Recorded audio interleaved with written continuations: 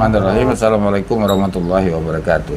Masih banyak yang penasaran gara-gara Wak nebang pohon kurma di rumah di Palembang.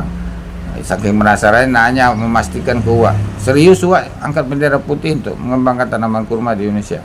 Bukan di Indonesia, tetapi di tempat Wak berada ini. Di tempat Wak tinggal ini dasarnya tanahnya ini lebak atau rawa, sehingga pH tanahnya asam. Nah, untuk model-model seperti ini Wak menyerah. Kenapa? Karena untuk mendapatkan kurma yang bisa berbuah di tanah asam itu butuh waktu.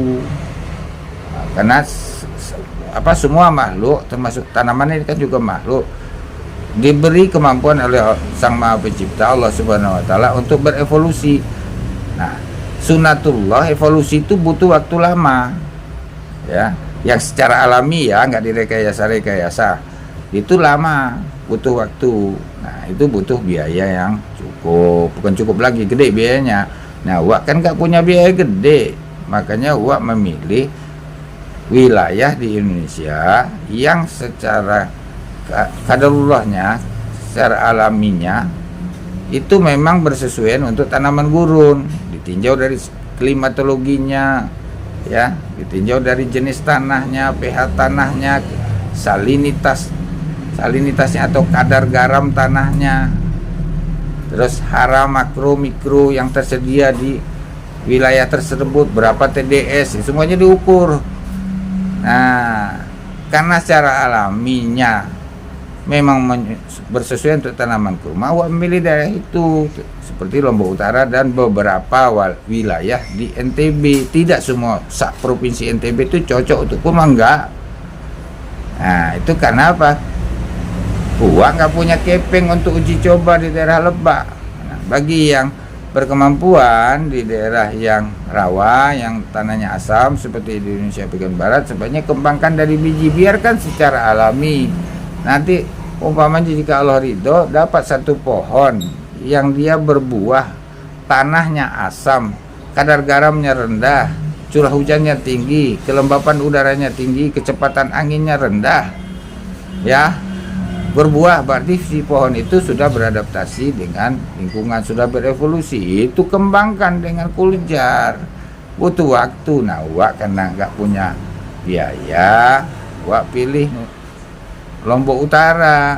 Yang kasar cerita di Lombok Utara itu kita makan buah kurma ya, masuk mulut ini gitu, terus daging buah masuk perut, bijinya kita lepeh kayak begini, pus, jatuh ke tanah, dia tumbuh, dia berbuah. Bukan karena cerdasnya mengelola perkebunan kurma, bukan karena ahli, nggak tim wadah tua itu ahlinya kurma, ahli apa? Di sana itu biji kurma Wak kulum-kulum gitu, Wak lewat, gitu, tumbuh dia, berbuah. Nah, makanya Wak mengembangkan pola perkebunan, pola mudharabah bagi hasil, atau secara lokal jeniusnya dinamakan pola nyakap.